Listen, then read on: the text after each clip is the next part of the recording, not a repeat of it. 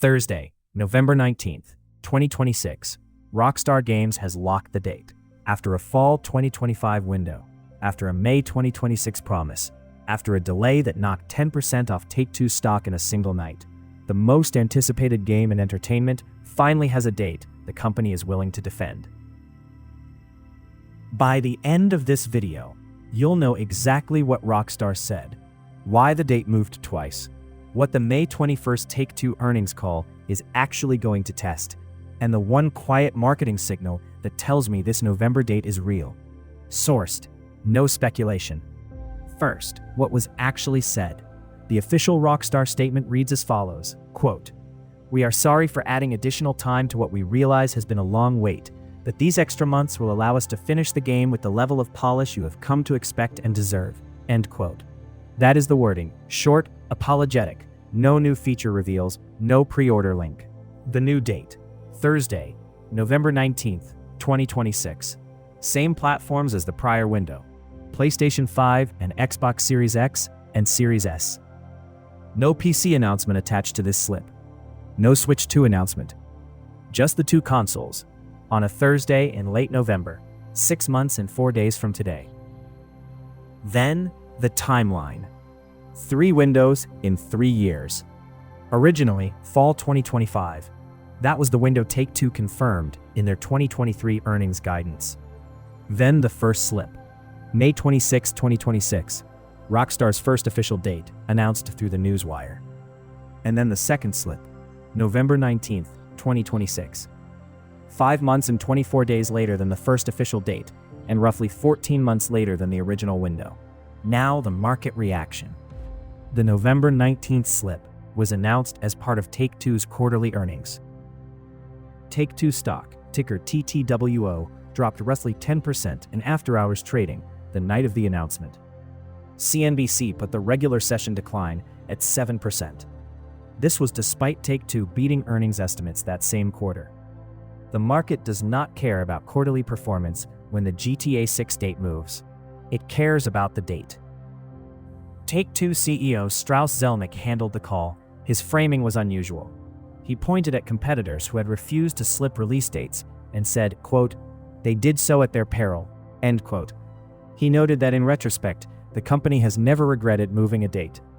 The subtext is that Rockstar is being given exactly what it needs, even at the cost of a one-night 10% stock haircut.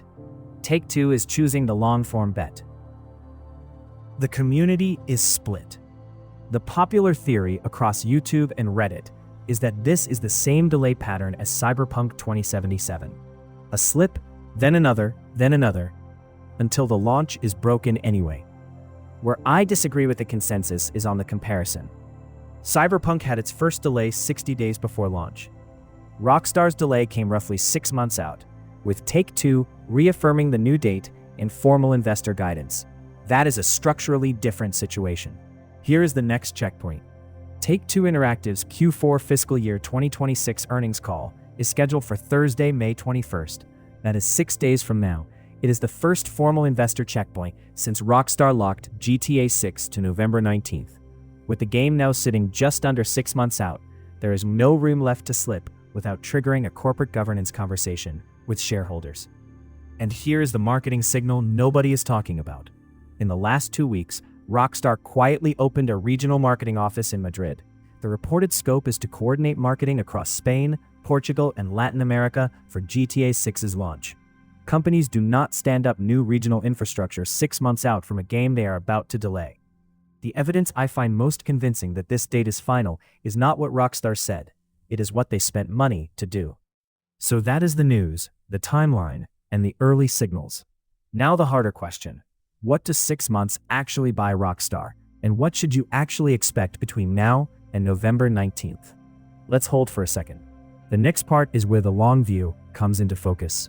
6 months is a meaningful runway. It is not a panic window.